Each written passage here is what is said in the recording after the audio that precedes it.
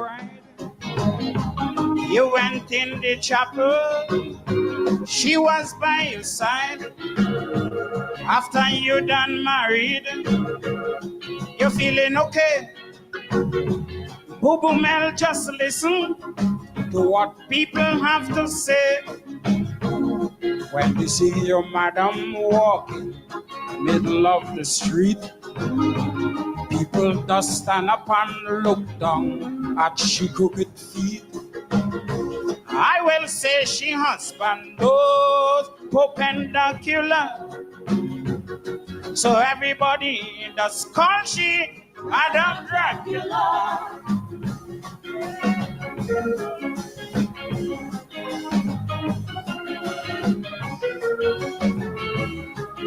So Melody, come back and tell him you married a tramp and you cable me to come. Mellow come, and the day of the wedding, she loaded with rum, still rum.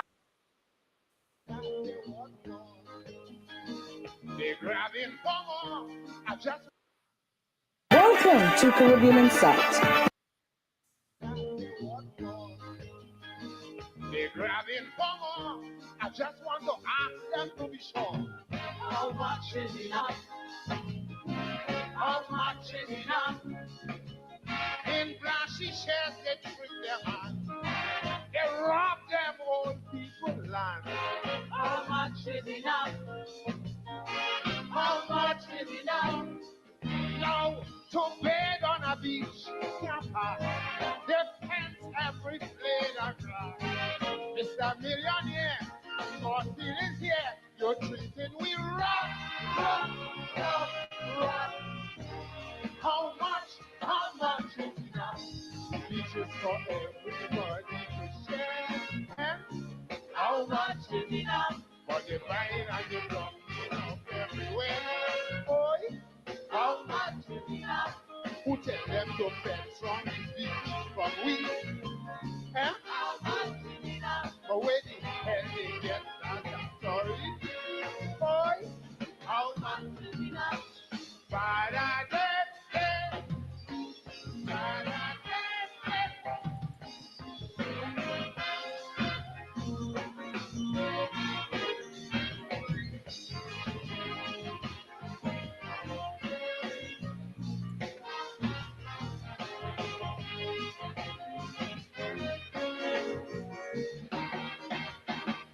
Only finance companies and all the mega industries, commercial banks, they head the board. I talking frank, they live like lords, but they want more.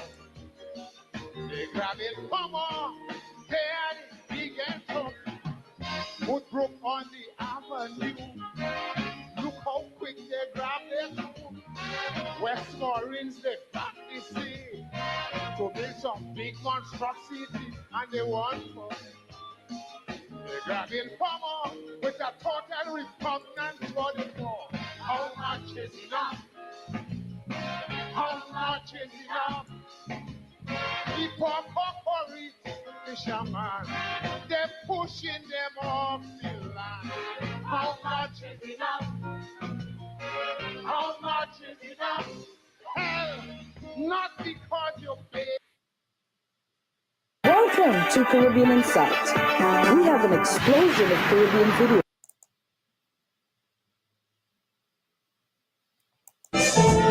Well, Melody, you have me in a rage, winding up on the stage. You feel you're looking cute, but when you finish, take off the dead man's suit.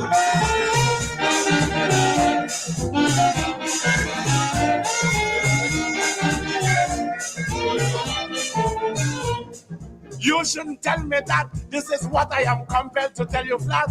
I hope it doesn't say that I am crack. In a while I'll be whining behind your back.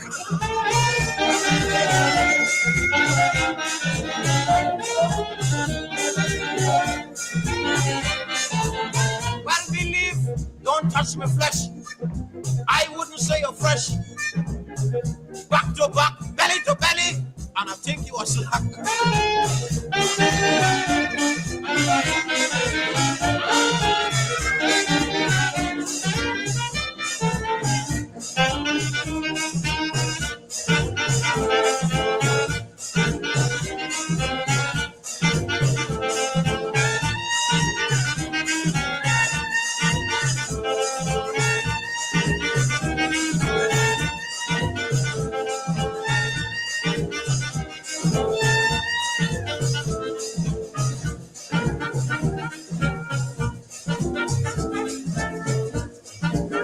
At this time, Harry Belafonte's recording of Melody's Boo Boo Man was on the top 20 charts in the US. I wonder why nobody don't like me. Or is it a fact that I'm ugly? I wonder why nobody don't like me. Or is it a fact that I'm ugly? I leave my whole house and go. My children don't want me no more. Bad talk inside the house they bring. And when I talk they start to sing. Mama look at Boo Boo, they shout. Then but I tell them shut up your mouth. That is your daddy. Oh no, my daddy can be ugly, so shut your mouth, go away. Mama look at Boo Boo Day. Shut your mouth, go away. Mama look at Boo Boo Day. I couldn't even digest me supper due to the children's behavior, John. Yes, Pa. Come here a moment. Ring the bell too much to impudent. John says it's James who started first. James tells the story in reverse. I grabbed my belt from off me waist. You should hear them screaming round the place. Mama look at Boo Boo, they shout. Then Mama tell them shut up your mouth. That is your daddy. Oh no, my daddy can be ugly, so shut your mouth, go away. Mama look at Boo Boo Day. Shut your mouth, go away. Mama look at Boo. Now you see. Oh, yes, good evening and welcome to Politics 101 on a Tuesday evening. The music there of Lord Melody, the old timers will know Melody, best known for that song, Mama Look a Boo Boo Day. But you know what you were seeing on the screen there? It was Harry Belafonte and Nat King Cole singing Calypso. Yes, Nat King Cole singing Calypso. Calypso was big in the United States in the 30s and 40s, and the bestseller.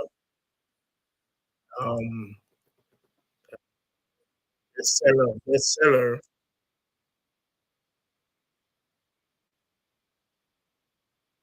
John? Yes, Pa. Come here a moment. Ring the bell too much to impudent. John says it's James who started first.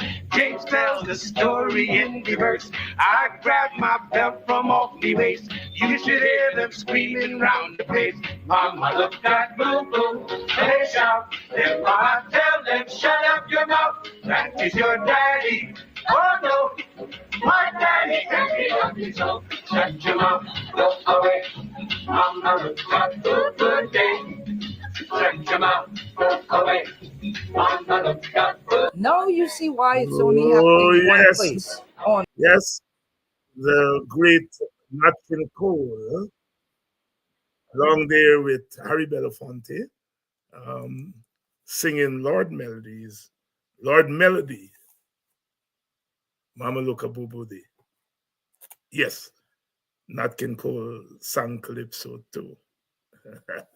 Good evening and welcome to Politics 101. All of you, wherever you're joining us from, we are glad to have you. We are glad to have you on a Tuesday evening. And we're looking forward to a good conversation tonight. Audreyanna Thomas is going to join us in a little while. They had that demonstration exercise yesterday and today. Yesterday in front of the Court of Appeal, and today in front of the High Court. And they're protesting the refusal of the government to substantiate the appointments of the Chief Justice and the Chancellor of the Judiciary. As you know, those acting appointments, they've been there since, 2016? And the government is refusing to to regularize um, the appointments. They've appointed Mr. Hicken. They've appointed all sorts of people, but they do not want to appoint the Chief Justice. They do not want to appoint the Chancellor of the Judiciary. Two African Guyanese women, who have been sitting there. The opposition leader has said that he is ready to sign off. He's ready to sign off on those appointments. But the government is not budging. And so these ladies, they have been out there yesterday and today. And of course, protesting. We expect Sister Audreyanna Thomas to be here shortly. She is the person behind what's happening out there. Welcome, wherever you're joining us from, whether you're joining us from the United States or you are joining us from the wider Caribbean, Canada. If you are in Europe, welcome to Politics 101. Please share the link and let everyone know that we are here. Let everyone know that we are here on a Tuesday evening. Let's listen to a little bit more of Lord Melody's music as we await Sister Audreyanna Thomas to join us. Audreyanna Thomas.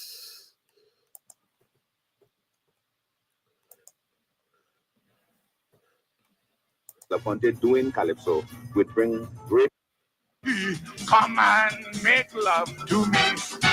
They call me brown sugar. I come from Guyana. I come here to disco. I come here to let go. She started to walk up, she ran. You yeah.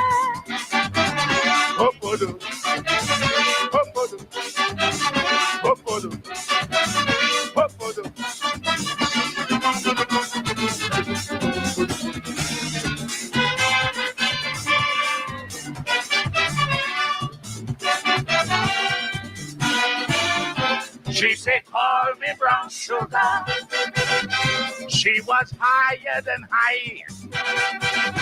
Play the music, the hardest hard. Me head feel bad. She shout. She said, call me brown sugar. Slow music make me sad. Play calypso stone on the heat. I'm feeling extra sweet. They call me brown sugar. I come from Guyana. I come here to disco. I come here to let go. She started to walk up, she ran. You yeah.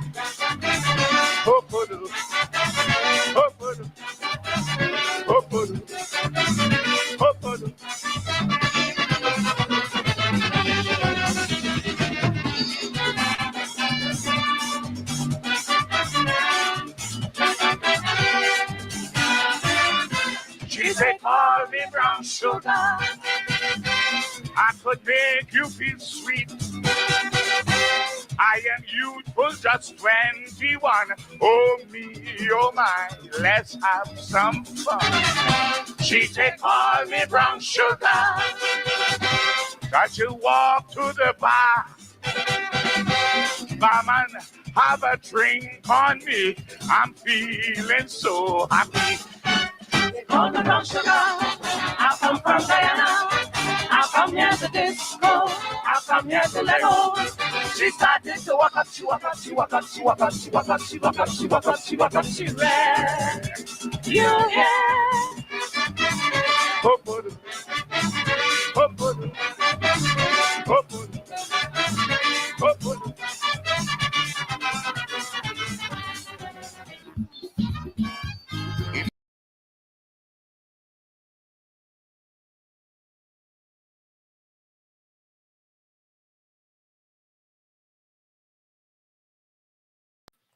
the days when they used to sing a lot about Guyana. Remember BG planting and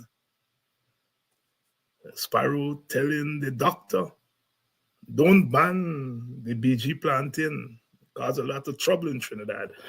Good evening to all of you. Please share the link and let everyone know that we are on. We are going to be talking this evening with Sister Audreyanna Thomas. We're going to be talking about that issue regarding the substantive appointments of the acting Chief Justice and the acting Chancellor of the Judiciary. And there were protests out there yesterday and today, and we are going to be talking about that. We're going to be talking about that. Good evening, and welcome to Politics 101. It's a new year. 2025 is here, and it's gone. A week is gone. It's what? Today's the 7th. Today's the 7th of January. The 7th of January. 2025 is here with us. Thank you all so much for supporting our program for another year and for continuing to do so. I wish to thank Sister Natalie, for our donation to Politics 101. Brother Claude, thank you so much for your donation. And Brother Musani, thank you for your donation. Those of you who have made your good on your pledges, we want to thank you for helping us to keep this program going. It's not easy, but you continue to support us. Thank you so much. Thank you so much. Again, thanks to Natalie, thanks to Musani, and thanks to Claude for their contribution. There is blackout. Blackout is still plaguing Guyana. We understand every day of this week, blackout, and you're going to hear the Vice President talk about how many megawatts for how much money and so forth, and the blackout continues. And we are saying that it is quite a tragedy. It is quite a tragedy that we continue to have blackouts in Guyana. Time I was a boy, even before then, and right up to now. And this government is telling us about development. You know, you hear Guyanese talk about development. You know, somebody run a road, they say development. They see a building, development. That is not development. That's not development. You can have a whole set of roads, but if they don't contribute to the development of people, because the first thing about development is development of people. How those roads, how those buildings are contributing or not contributing to life in the country, for the people, for the people. So we have a lot of things, maybe growth. Of course, the economy is growing. This is the fastest growing economy in the world. But growth is not development. You have to have growth in order to have development. But you can have growth without development. And that is what we are having in Guyana. The government has no plan. It's just throwing things around. No cohesive plan. What is it at the end of 2 or 3 years or 4 years or 10 years do we want to see in our country? What is it we want to see in our country? Where do we want to take education? Do we want, as we want to, get rid of illiteracy? It is possible to do so. It is possible to get rid of illiteracy. And if you can get our country back to the 90-something% literacy that it used to have, then you will be doing our country a great turn. We live in an information age. We live in an information age, and education is important. The academic type of education, the trade type of education. Education is important. And you have to have a plan. What is it you want at the end of 3 years, 4 years? And if you have that plan about where you want to take the country educationally, half of our students who start Form 1, by the time they get to write exam in Form 5, half of them drop out of school. So we have a 50% dropout rate. How are you going to have a developed country with a dropout rate of 50%? In a small country like Guyana, you're not talking about a big country like America, 300 million people. We're not even 1 million people. And so when you talk about half of our children dropping out from school, that's quite a lot for us. What kind of development can you have with that? Poverty ranges anywhere from 40% to 50%. How is it you are going to have development with poverty? You can't have development when there is poverty. You cannot have development when there is poverty.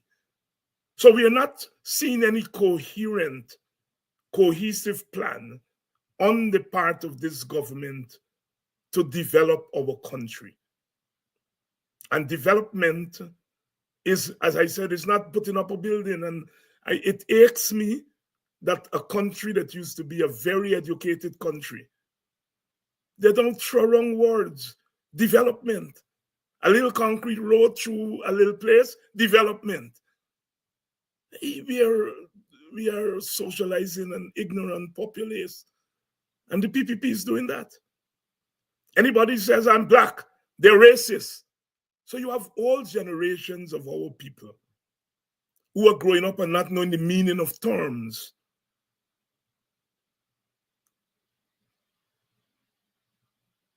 Our people travel a lot. They go to some of the small islands in the Eastern Caribbean. And the infrastructure is far ahead of Guyana's infrastructure. And they don't talk about development. They talk about developing their infrastructure. Good evening and welcome to Politics 101. We have started 2025 and we are going to continue. It's a crucial year. It's a very, very crucial year. Every minute of the day, every day of the week, every week of the month, and every month of the year is very important. There's so much that we have to do to clean up our country. We have to win power, but winning power is just part of the game, part of the task ahead. Part of the task ahead. We've got to clean up our country. All the misapprehension, all the mispronunciation that you're hearing from the president. You know, we are socializing. The president is an agent of socialization. When he speaks he speaks with the full office of the presidency, the sovereignty of the country behind him.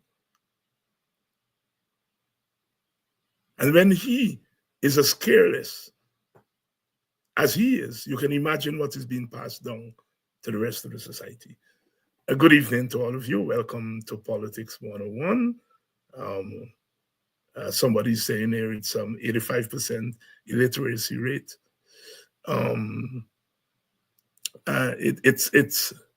It's quite a shame. It's quite a shame. We are going to be talking tonight with Sister Audreyanna Thomas, and as I said, we have the issue of the appointment of the Chancellor of the Judiciary and the appointment of the Chief Justice. The government is dragging its feet. It's trying to find all kinds of excuses why it would not substantiate the appointments of those two ladies. And Sister Audreyanna Thomas and others have been out there yesterday and today. And we want to talk to Sister Audreyanna about that issue. Sister Audreyanna, good evening to you. Hi, Dr. Hines. Good evening to you and your viewers. How are you doing tonight? Well, we are keeping on, as we say, trying to stay with the struggle, because if we take our eyes off the prize for 1 minute, you know what happens. Yes. The last time you were here, you had taken up the issue there on the East Bank, where they were building that waste site, and you had kicked up a considerable storm about that. Whatever happened to that issue? Yes. Dr. Hines, we've lost Dr. Hines for a moment, but yes, Dr. Hines, it was the oil and gas waste treatment plant that was being operated at Coverdale. Yes, and where is that matter? Whatever happened? Okay, so the ever since we've had the protest and the pushback, I would say that was in September, the plant has not been operational. So I wouldn't say that the plant has been closed, because we do not have any documentation to that effect, but the plant has not been operational ever since we have had the protests and creating an awareness as to what was happening. And we're in consultation with our lawyers to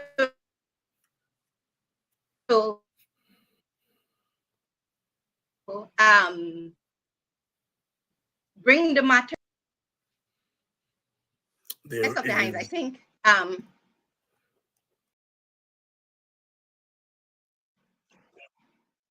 Yeah, you're not anymore. So yes, so we're in the so since we're not sure if the plant has been closed or if it is that they're just waiting on until things quiet down. But what we do know is that the plant has not been operational since September, since we've had this since we've had all the protectorate. So, but we do intend to explore legal action so that we can be sure that the plant would not be operational at some other point.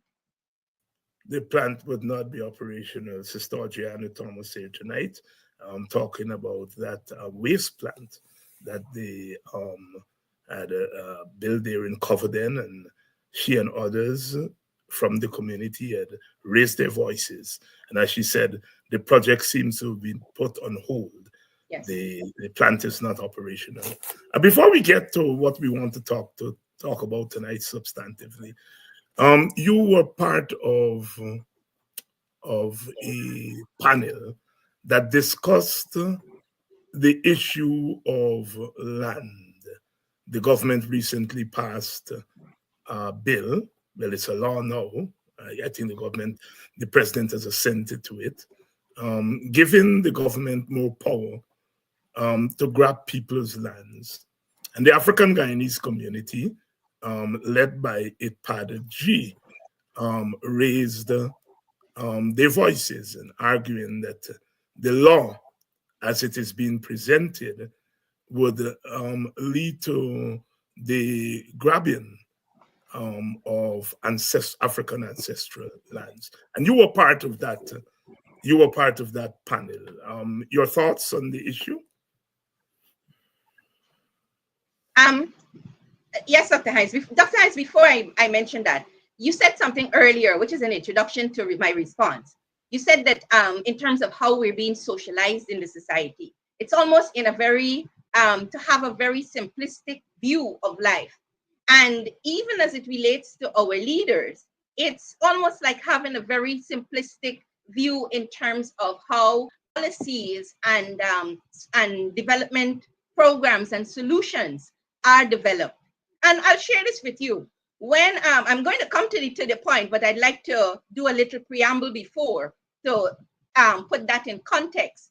So remember when they there was this issue recently about the consolidated fund, and I'm just referring to thinking here about the consolidated fund, and the vice president had indicated that it was difficult to sort of disaggregate the monies from the natural resources fund and from the consolidated fund.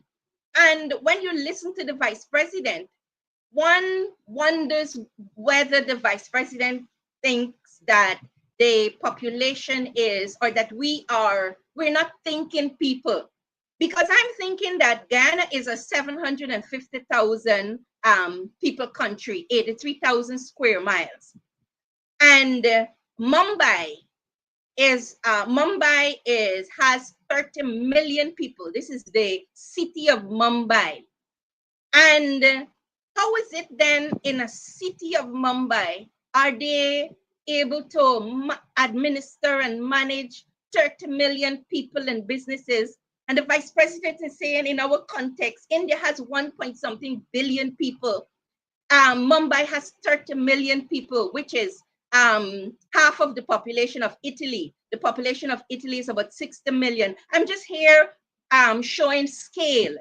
So when the vice president comes out here and he says that it's difficult to disaggregate the natural resources fund, the monies, the finances from the consolidated fund, right? One wonders, in this 83,000 square mile country with 750,000 people, does the vice president realize that this is a very small country in terms of context? The point I'm getting at is with regards to the thinking around developing that bill. That was what you would call the amendments, rather, to the amendments to the Land Acquisition Act for Public Purposes bill, but it's a law now. The thinking behind it is the same thinking as I mentioned. It's a cut and dry law, so to speak.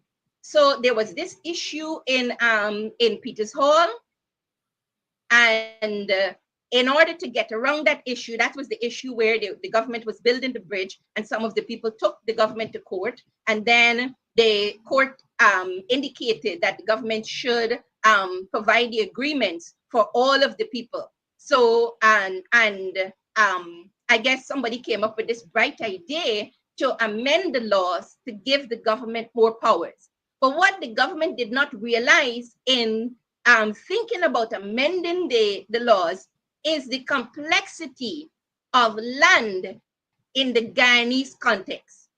It is the complexity of land in the African Guyanese context. And so I think what happened, I have to use the Honorable Member of Parliament, Roysdale Ford's words when he was in Parliament. He said the government ended up creating an embarrassment and a conundrum out of having these are my words now, a simplistic view that, okay, you can just amend the laws and everything is going to be okay. The government is going to be able to promptly acquire lands, private lands, for public purposes. But I think what came out of that, the government realized, based on what Ipajde has done, what we have been doing, is the government subsequently realized that it is not as easy. Issues around land ownership is not as easy as they thought. So I made that point to say that just like you said, the Guyanese are traveling people and they have a broader perspective, but I think the government has a very pedestrian view of development and about developmental solutions. And it's almost like the perception is that the Guyanese people have that same pedestrian and simplistic view also. The Guyanese people have that same simplistic view. And, one is not being snooty, as they say in America. One is not being classist or anything of that nature. You expect that when you are put in charge of a country, that you bring to bear a high form of understanding of the society and understanding of the problems. I am not advocating W.B. Du Bois's talented 10, although there is a lot of virtue to that idea by Du Bois in his debate with Booker T. Washington. Booker T, of course, was arguing that blacks should get a trade and lay down their bucket, don't worry with political power, just get a trade and accept their second-class citizenship. And Du Bois argued against that. He said, no. We should create the talented 10, who then goes back into the community, in this case, the black community, and help to bring that community up to speed. And like I said, there is virtue to the talented 10. But even in our Guyana, although we've been a colonial country, we have always looked to our leaders to articulate what we, the ordinary people, cannot necessarily articulate on our own because we don't have the voice, we don't have the kind of institutional agency. And so it is left to our leaders. And, we criticize the PPP as we must because they're doing nonsense. But it pains one to see that this is beyond nonsense. They're really out of their depth. Clearly, they're incompetent. Clearly, they're not thinking the issues through. Clearly, they don't have an appreciation of the nature of the Guyanese and Caribbean society as we move deep into the 21st century. And that is what we're talking about. They then pass that simplistic thing over. Every time I hear ordinary people talk about progress, I cringe because I'm saying a whole generation is growing up not knowing what the meaning of progress, what's the meaning of development. And that is the danger of these chaps in the PPP. I am sure they are bright people. They went to good schools. Some of them went to universities and so on. So these are not dummies. These are not dunces. So there must be an underlying reason why they're doing what they're doing. And those of you who've been on this program know that I have tried to tease out what I call the subtext behind what they are doing. They have to know that law is going to negatively affect African Guyanese in particular. They have to know that. But they don't care because they have a particular view of African Guyanese, which they don't speak every day, but their policies speak for them. Sister Dr. Before you move on, what I've also concluded is that the vice president said that he was a minister since he was in his 20s, and he was president at 33. The president was, I think, a minister at 31. So what you're looking at are the two persons who are at the helm of the government, the vice president and the president. They have, for most of their adult lives, lived in a bubble. And so what we're seeing, I have studied, I've that's a part of what I do, but I've studied trying to just like you, trying to understand what is really happening. And I've concluded that what we're seeing, part of it are the other things that you have said, but a part of it also is the lack of the life experiences for the position of president and vice president. And to make the kind of and first of all, Albert Einstein said, if you have to solve a problem in 60, if you have 60 minutes to solve a problem, spend 55 minutes trying to understand the problem, and then the 5 minutes trying to find the solution. But the 55 minutes that you will spend trying to understand the problem, you have to have some degree of expertise and experience, well, life and experiences. So, and somebody said experience is only what you gain through experience. So what we have at the helm of our government, we have a vice president who has been a minister since he was in his 20s, and then he became president in his 30s. So even though he would have traveled widely, he would have traveled in a bubble. Even so, what it means is that even in his 20s, the vice president didn't know that from his 20s, he didn't have to experience GPL come in and disconnect your light and the bank foreclosing on your house. And you learn from those experiences that if I don't pay my mortgage, the bank is going to foreclose on my home. And if I don't pay my water bill and my electricity bill, then my water is going to be disconnected and inconvenience me and the children have to write common entrance the next day, and the water is disconnected today and the electricity is disconnected today. He does not have that kind of those kinds of experiences. So in his decision making, his life experiences, although he's been in government for most of his adult life and he's been in leadership, it's restricted to that bubble. And the president also. So our challenge is, how do we get them to understand? Because we have to think about, what if the government doesn't change and we have the same people at the helm for the next 5 years?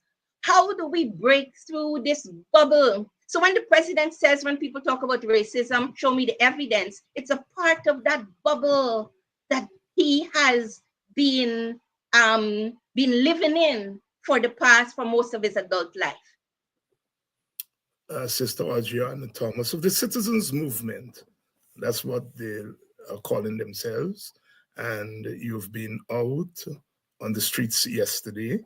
You're out there again today, protesting against the government's refusal to regularize the appointments of the acting Chief Justice and the acting Chancellor of the Judiciary, who are two Black women.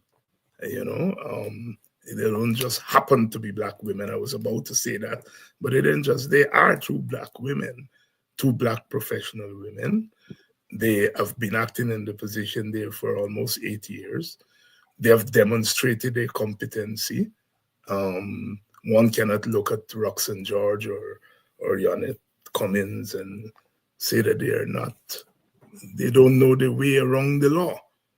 Yet, this government has refused to substantiate their appointments. Let me just say one more thing before I toss it over to you, Audreyanna. If you speak to most opposition supporters, they will have some negative things to say about Roxanne George. You know, I have had the fight on my hands here on this program to say, look, you know, Sister George may have made some decisions that we don't agree with, but that the court as an institution, we must protect it. And when we see Roxanne George sitting there it's not Roxanne George. It's what that wig and whatever what they wear, what it symbolizes. And I'm making that point to say, one can say in plain terms, Roxanne has not used the bench to be hostile to the government. If there's a perception of hostility, it is on the part of opposition supporters who felt that her rulings on a number of matters were conservative, to say the least, and some of them are mad at her. This government has no reason to be mad at Roxanne George for the rulings that she has made, especially the rulings around the election. Yet somebody who's not hostile to them, they don't want to regularize. Why? What's going on here, Sister Audreyanna? But you see, the government cannot even confirm the acting Chief Justice without confirming the Chancellor. So let's assume that they would like to confirm the acting Chief Justice. They cannot do that except they confirm the acting Chancellor. So I think what we have here is a situation where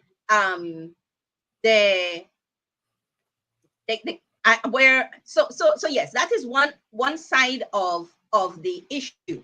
The other aspect is where the government has shown blatantly no indication after 7 years of these two esteemed jurists acting in their positions. The government has shown no interest in confirming them. And I think what is even more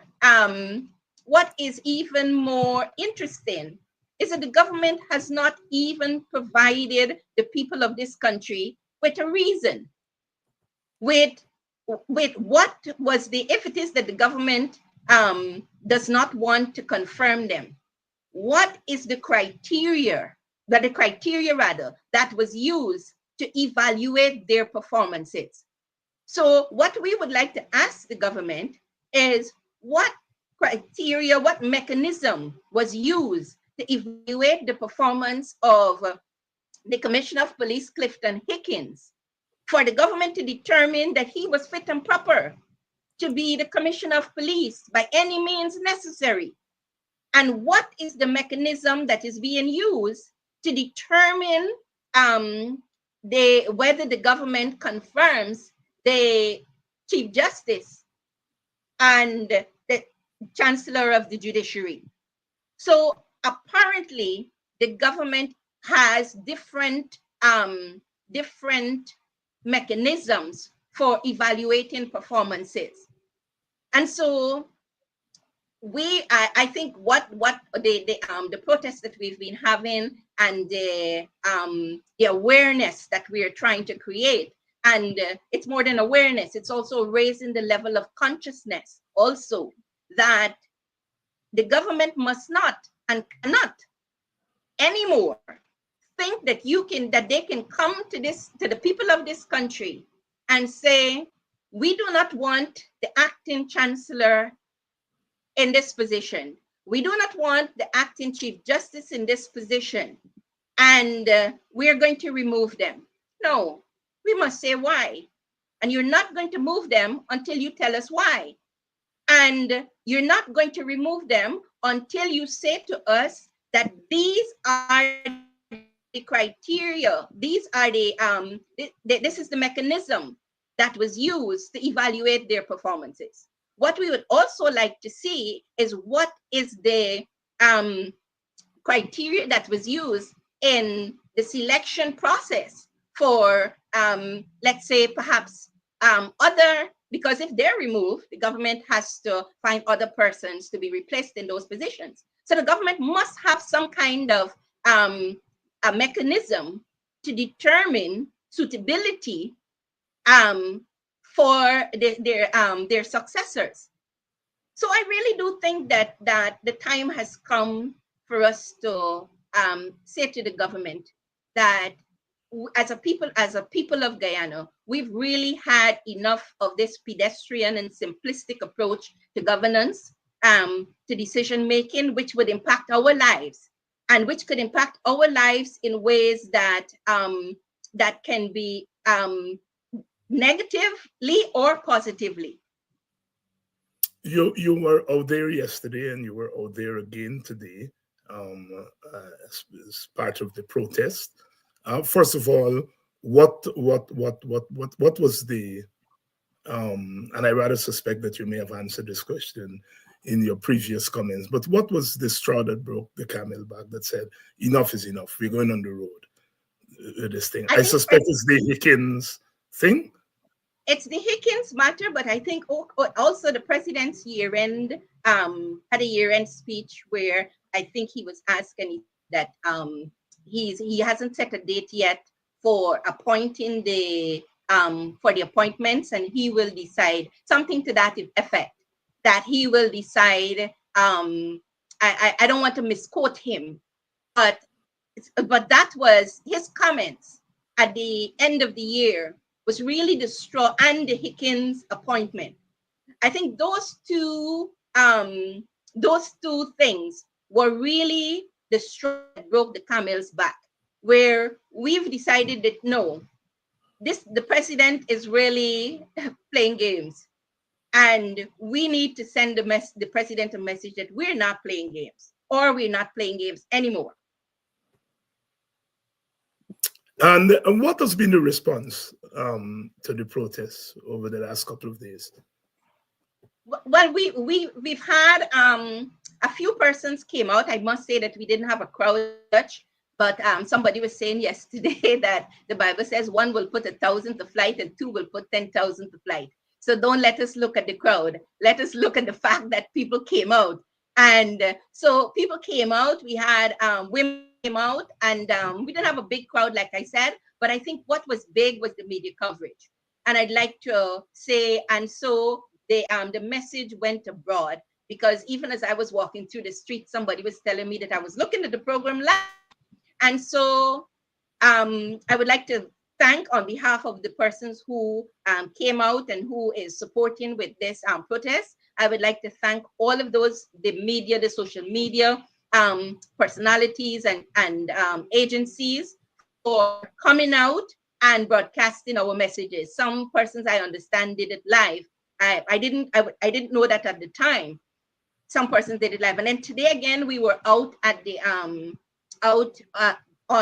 outside of the yesterday we were at the Court of Appeal, outside of the Court of Appeal, and then today we were outside of the High Court in King Street, between in Charlotte Street, between King and Avenue of the Republic. And some persons were passing and they stopped for a while, held the placards, and then we had some persons came out, the mayor, for example, because we were right outside of his office. And so the mayor came out, and Mayor Alfred Mentor came out, and he spoke with the press, and he stood with us for a while. And then we had Mr. Leon Saul, who is also a councillor at the Mayor and City Council. He came out and stood with us for a while. We had members of parliament. Yesterday, we had members of parliament, Annette Ferguson and Amanza Walton Desir. And then today we had Amanza Walton Desir. She came briefly again. And then we had Annette, MP Annette Ferguson came and she stood with us. We've also had Darren Wade, attorney at law. Darren came out, he held his placards, and he also shared his views on it. I mean, I'm not remembering at this point all of the persons, but we've had some good support, even though the numbers were not. I think it was quality, even though we can say that the quantity of persons, of people, were not did not come out. Did not come out. If we can shift a little bit, and you have expressed publicly an interest in contesting the next election, and you've put that in the public domain. So you must be concerned about what's happening at GCOM as we come on air tonight. We saw a statement by the 3 opposition commissioners that things are getting really bad at GCOM. They are now messing with meetings, not keeping meetings and schedule, etc., etc. How concerned are you that we are into the election year and outstanding issues such as the voters list, such as the use of biometrics, such as an independent cadre and independent staff at GCOM have not been addressed in a serious way by GCOM? How concerned are you? Dr. Hines, I'm very concerned, but the GCOM issue is a part of the wider issues. All societies are constructed. Societies can be deconstructed and reconstructed. Even though this government is simplistic and have a pedestrian way of viewing things sometimes and making decisions, they are deconstructing our society and reconstructing it. And we have to look at structurally what is happening. For example, it is the Chancellor. This is an election year. It is the Chancellor who has to swear in the president. And so we have to be very particular. The president does not swear in himself. So when you look at the behavior of the government and the political party which is in government, the PPP, there's a reconstruction that is happening that we have to pay close attention to. And so the Chancellor of the Judiciary swears in the president. And so I would say no more on that. And the other aspect of that is where in the judiciary, we need an independent judiciary. And why is it that the president, I don't want to speculate here, but I think that it's an election year and I think it's there's sufficient movements, I would say. And so why is it that the president waited until 2025 to I don't want to say too much that is not necessarily in the public domain, but we have to push for an independent judiciary, because the role of the Chancellor, the Constitution says roles like the Chancellor plays a very important role in terms of if there's a gap, for example, in government. The Chief of Staff, according to the Constitution, and the Chancellor play very, very important roles. And so we cannot divorce what the Constitution stipulates and they seemingly and some of the maybe silent movements which we are seeing, particularly in an election year. To come to the GCOM point, this is a part of raising the consciousness in our society. So the GCOM aspect of it, I'm very, very concerned because one, GCOM has a role to play in terms of ensuring that, one, in terms of the preparations for elections, that the preparations are done in a way that would enable free and fair elections, that would enable I would say not the best results, but the right results from the elections. And so GCOM at this point is moving, for an election year, is moving very slowful. The opposition has been calling for biometrics. The opposition has been calling for safeguards, essentially, to ensure that the electorate is the electorate that would be focused on for this election is really the electorate. So there are lots of questions. I think one, GCOM sometimes one gets the impression that GCOM and the government are singing the same tune. They're reading from the same script. I'm not accusing GCOM, I'm stating a fact. And so sometimes we get the impression that they're reading from the same script. And I think that's something for us to, I don't know how the opposition, this is the official opposition, should directly engage GCOM on these concerns in terms of how they project their independence, because the government is also a political party that will be contesting the elections. So I think that the opposition should engage with GCOM on these points in terms of the seeming lack of independence from GCOM. And in addition to that, I think while there is protest, there must also be, the opposition must find ways to engage with GCOM continuously on their concerns. So one is the voters list, for example. One concern is the voters list. Two, I'm surprised that GCOM has not bought into the idea of integrating the system of biometrics into the whole electoral process. I'm surprised. And then the other aspect, I think, is for an elections year, in terms of a new voters list. People are calling for a new voters list. GCOM had 5 years to develop a new voters list. And I don't think that GCOM has provided us with sufficient reasons as to why. I'm not talking about the government here, because the government, GCOM is an independent institution, or so it's supposed to be. So why is it that GCOM is not pursuing? Why is it that the GCOM has not pursued a new voters list over the past 4 years?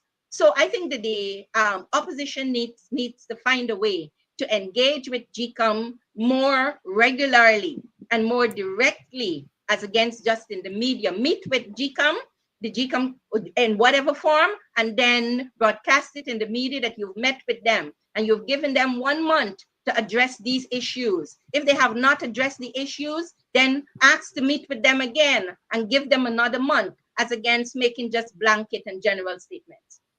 Sister Audreyanna Thomas, political activist, social activist, here tonight, weighing in on a number of issues. On the screen there is a straw poll. It's a straw poll that is being circulated, and it originated from Politics 101. Those of you who have the time, if you can, just contribute there to this straw poll. It's trying to get a sense of where people's heads are as far as the elections are concerned. You can find this straw poll on Politics 101 Facebook page, Camps TV Facebook page, or you can go on my own personal Facebook page and contribute there to that straw poll. Some of you have already done so. Others, please do. Sister Audreyanna, do you plan to continue the protests in front of the courts? Yes, we plan to 1 day a week for the rest of the month. So we'll be there outside next Wednesday. Every Wednesday from 11 to 1 for the rest of the month. We will be out there. We've decided to hold it outside of the High Court. This is between King Street and the Avenue of the Republic, between the Mayor and City Council office there and the High Court. So next Wednesday we're going to be there, and today we jokingly discussed that except the president if the president should set a date to confirm the Chancellor and the Chief Justice, then we will get our glasses of Moby and we will drink to that. So are you hopeful that the president is going to move in that direction? I think that what we have to do is to put the president in a difficult situation. Yeah. For too long, Dr. Hines, and I have a way of speaking my mind. For too long, we have allowed the president to have a free pass, and the government rather to have a free pass. And so what I'm saying is that even if the president had ideas, we must put him in a difficult position where he has to rethink. And so he may decide that, okay, I'm not going to confirm them, but I'm not going to remove them. But we have made it very easy for the president, for example, he's appointed Mr. Clifton Hickens. He is, and then he came and he told us Mr. Hickens is a wonderful person and he had no other choice, right? So is the Chancellor and the Chief Justice also are wonderful at their jobs. So we must put him in a position where he has no choice. And so we're saying to the president, set a date for when the Chancellor and the Chief Justice will be appointed to their substantive positions. If the president, we're giving the president 3 options. Set a date. These people have been acting for 7 years. You shouldn't really be acting for more than 5 years. So they've been acting for 7 years. If it is that the government was not satisfied with their performances, why didn't the government move them before? So after they were acting for 7 years, then you decide that you're not satisfied with their performance. So one of the option is set a date and confirm the acting chancellor and the acting chief justice. The second option is if the president is not going to confirm them, if the government will not confirm them, then the government has to show cause. And the government has to provide in this country with a reason as to why these 2 persons who are acting are not being confirmed, but they confirmed the commissioner of police, Mr. Hickens. And the third option that we are giving the government is, well, in addition to the second one, we're also saying what is the criteria? Oh, right. The third one is if the government is not going to appoint them, then what we need is a scientific breakdown, analysis of how the president determine or how the government determine competence of these 2 acting jurors and how they are determine the selection process. So the president has those 3 options, but then he's going to come and say that he has a 4th option. And the 4th option is that he's the president of the Cooperative Republic of Guyana, and he has the authority to make the decisions. Sister Audreyanna Thomas, social and political activist, speaking out tonight on a number of issues. Sister Audreyanna has been spearheading protests in front of the courts, as she just mentioned, asking the government to move to substantiate the appointments of the Chief Justice and the Chancellor of the Judiciary.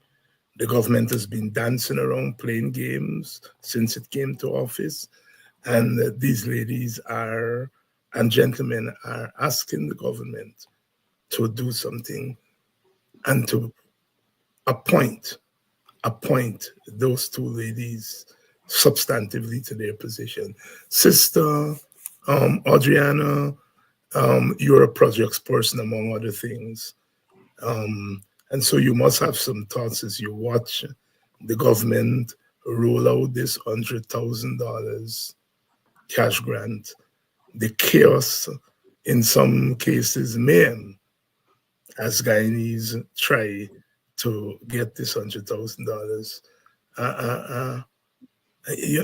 Are you surprised that it's been so bad?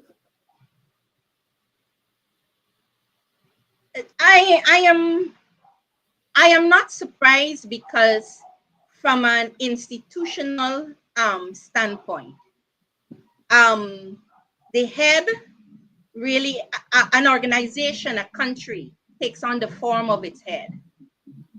So what we are seeing here is this is the result of how the head of the country, the thinking of the head of the country. And I'm not surprised because I understand how institutions work, and we can't want to, what you put in, that's what you get out. And I think what we're seeing is what we're putting in, that's what we're getting out. And so, for example, why is the government not paying, for example, the public servants this money in their salaries in the banks? There's so many questions. Why is it that there's some categories of persons who could be paid through the banking system? Why is the government not doing that? Perhaps the government may pay less on paying the banking fees than they would pay on security at these various locations. So that is one. And then they may be. I remember at one point we were trying to, at a particular organization, we were trying to pay the pensioners through the bank, and then we realized that some of them really didn't want to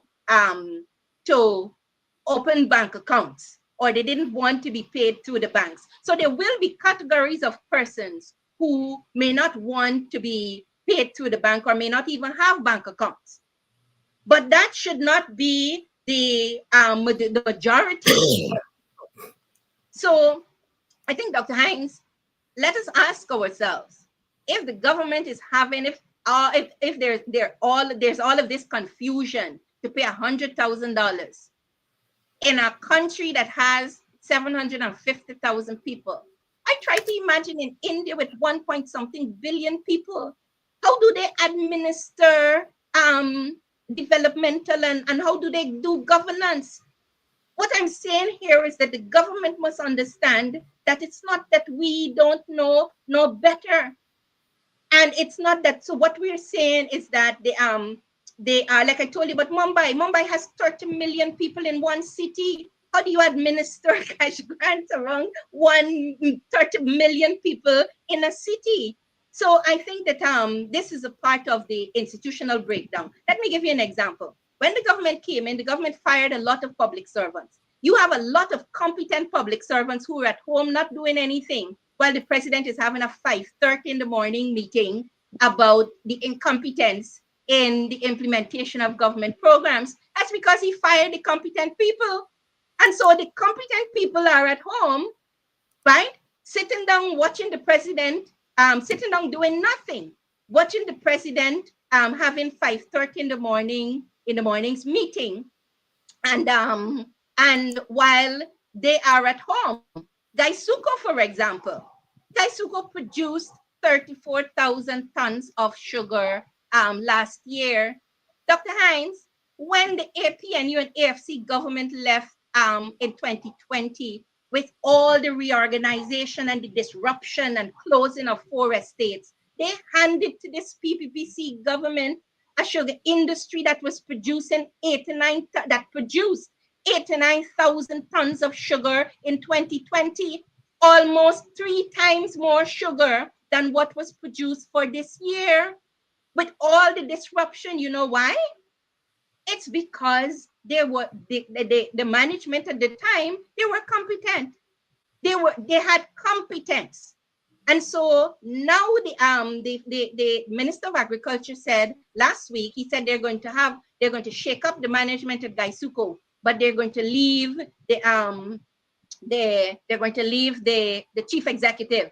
Now, this chief executive has produced 34,000 tons of sugar for the entire year. And the Minister of Agriculture said that he's going to remain. You know what is even more stunning, Dr. Hines? That the current chief executive of Gaisuko used to be the chairman of the private sector. So you're supposed to come to that position with such business experience and expertise that industry was supposed to be turned around very quickly. This used to be the chairman of the private sector commission that produced 34,000 tons of sugar. And this government is going to come out here tomorrow and talk about how incompetent and call people incompetent and say that they're obstructionists and all sorts of things. And we accept that in this country.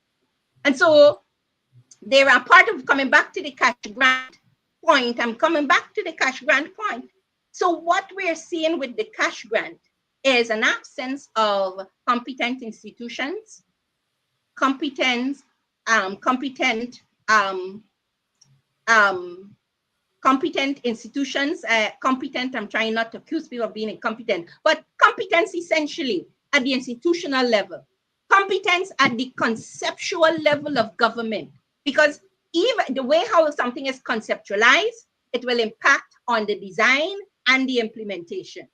So what we're seeing here, we're seeing a flawed conceptualization process, which led to a flawed design and a flawed implementation process. And it's frustrating to watch this government operate, or essentially to watch this government spend money without without any strategic plan, strategic approach to governance and to development and development. And like you said, they're going to come and say they spent billions of dollars on the cash grant, right? Billions of dollars. But what matters for the government is the figure. Everything is 100 billion. $1 billion we spent, $3 billion. So what impact? We don't look at impacts. We only look at how much money is being spent. So we've built 20 new schools. At the end of the year, we would also like to know how 20 schools, right, increased the level of education, the quality of education in the country. And so it's, I think the cash grant issue, to come back to your specific question, the cash grant issue is a symptom of Gaisuco producing, of how the country is being governed and managed, which has resulted in Gaisuco producing 34,000 tons of sugar. And the government must not come and tell us that the reason Gaisuco produced 34,000 tons of sugar in 2023 is because the APNU and the AFC government reorganized the sugar estate, closed down 4 estates in 2016, 2017, 2018. So years later, this is almost how many years later, right? The government has been in, this government has been there for 4 years. It is unacceptable to come and say that because the AFC government reorganized the sugar industry, that is why the sugar industry produced 34,000 tons of sugar in 2023. The APNU and AFC government, we must remind the government that the APNU and AFC government handed over a sugar industry that produced 89,000 tons of sugar in 2020, despite the reorganization. And ever since then, the Gaisuco has not produced 89,000 tons of sugar annually again. So it is unacceptable to come and say that the issues that we're having is because of issues with regards to the opposition. And the other point I want to make, which is as a result of why we're having these issues, the vice president likes to say that he's not going to add persons from the opposition on the boards. He's not going to say, he didn't want to send, I think, some bill to parliament because it's going to be held up. And Dr. Hines, we have to get to a point where we say to the vice president that, look, we went to school, not in August. And so the time has come for us to say to the vice president that what you're doing, you're trying to reconstruct our society in a certain way. Okay? It is, we have to say to the government, for example, that the opposition, or the opposition operatives, so to speak, or those who the government perceives as opposition operatives, that they're not obstructionists. Georgetown City was the cleanest under the PNC and under the APNU and AFC government. Dr. Hines, the time has come for us to say these things so that we can counter the narrative that is being put out there that the sugar industry is producing poorly in 2023 because the APNU and the AFC, because the APNU and the AFC reorganized the sugar estate, right? That the city of Georgetown is in a mess because of the PNC people are in the leadership of the main city council. The city of Georgetown was the cleanest under the PNC government. And I'm not saying this because I'm carrying a brief for the PNC government. I'm saying, Dr. Hines, we have to start putting the facts and the truth out there. Under the APNU and the AFC government, this city was the cleanest. And we have to start saying these things, or else the government will continue to say that the city is in this way because the APNU and the AFC and the opposition and their operatives are incompetent.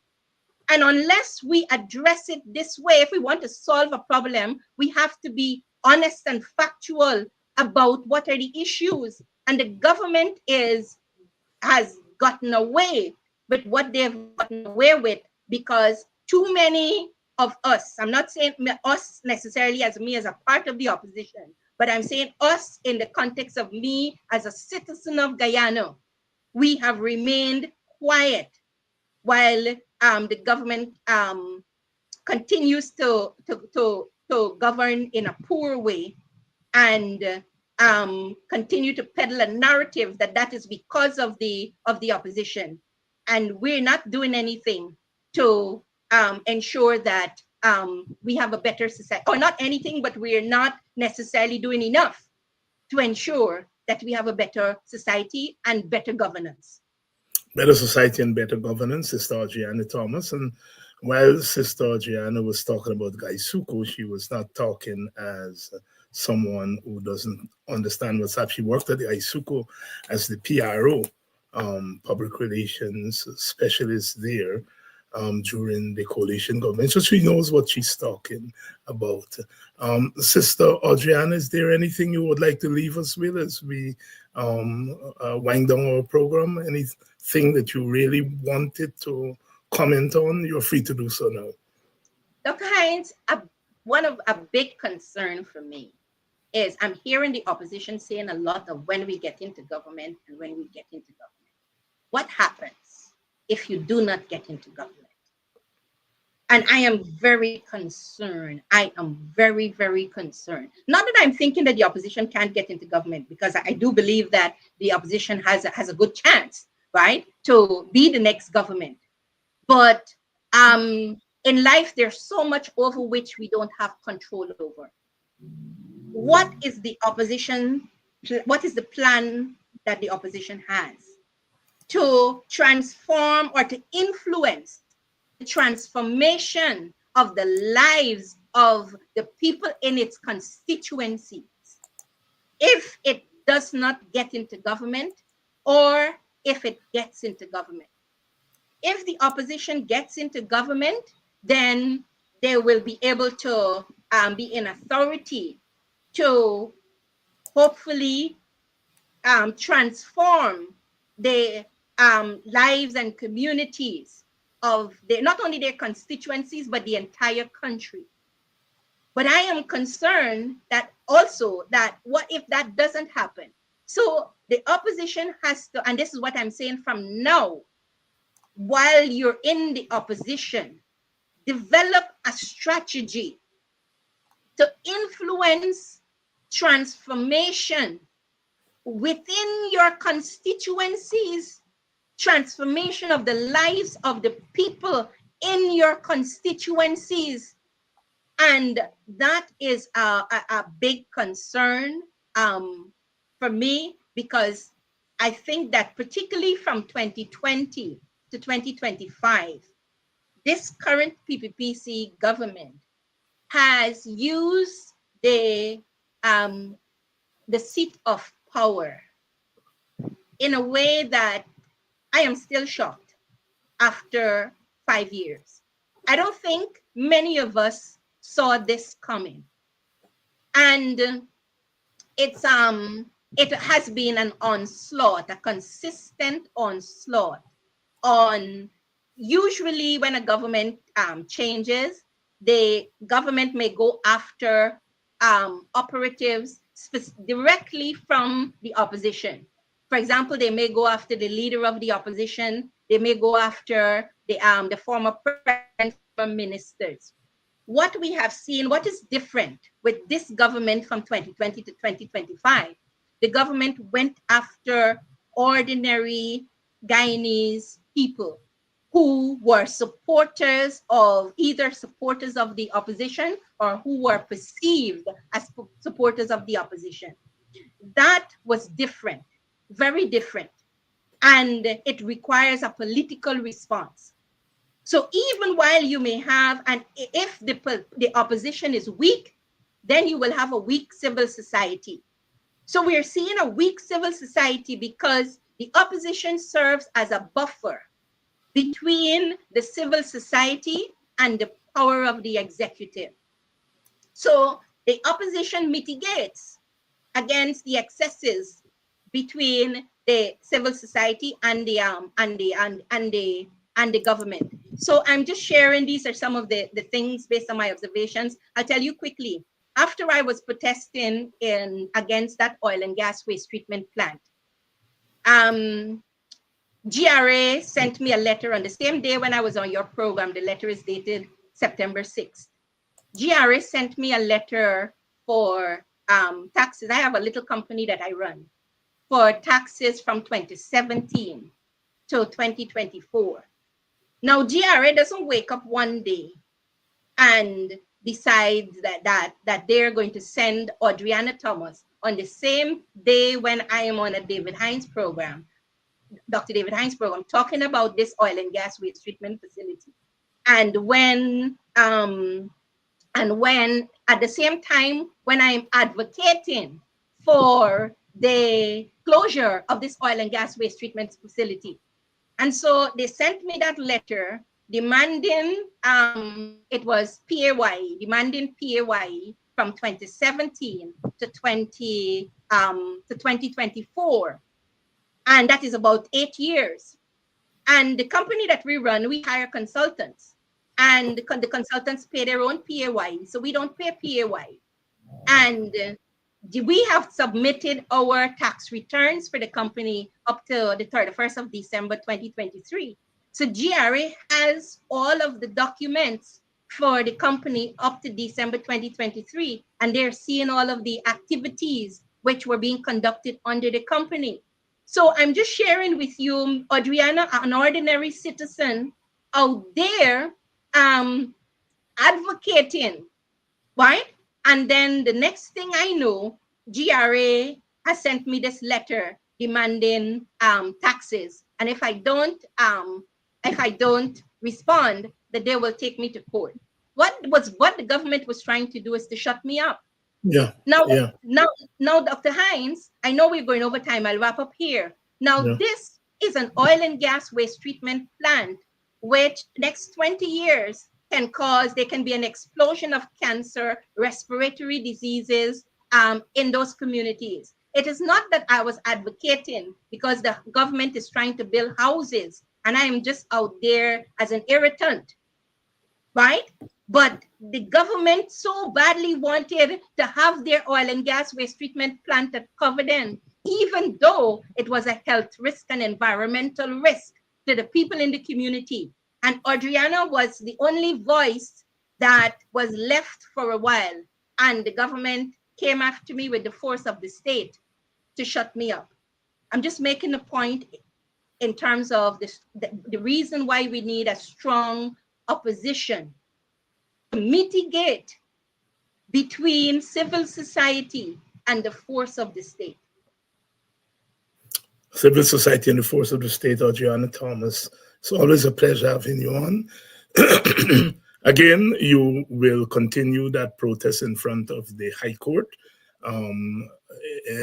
for the next month. You will be out there on Wednesdays at 11 to 1.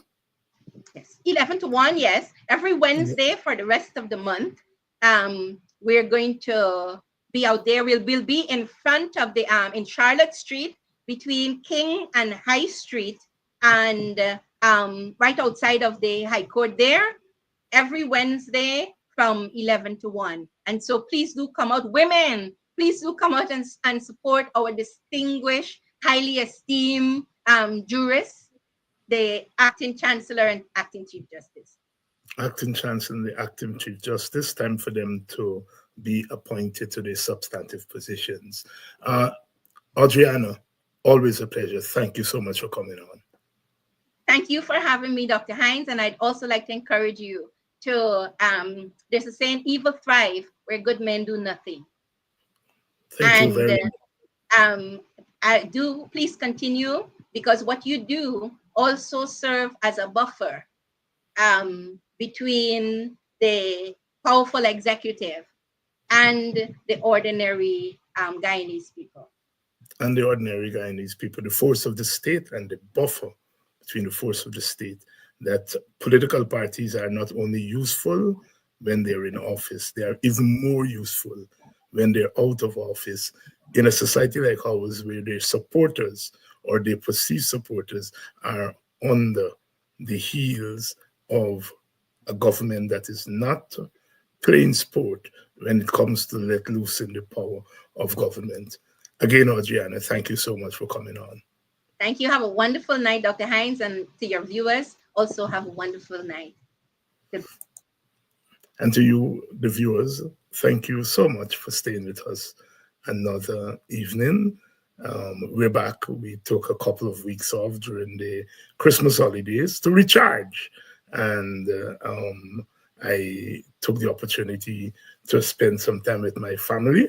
I don't get to spend as much time with them these days, being in different localities, but I was able to spend the better part of 2 weeks, my nieces and nephews and sisters and brothers, my mom, and so forth. And, you know, as one gets older in this business, one comes to appreciate that you sometimes have to do things that everybody else does. But we're back. We're back. And tomorrow night, we're going to continue our coverage. I think tomorrow we're going to be talking about GCOM. And you saw that letter that was written today by the 3 opposition commissioners, drawing our attention to what's happening there at GCOM. We'll cover that tomorrow evening. So again, thank you all for staying with us, and I will see you all tomorrow.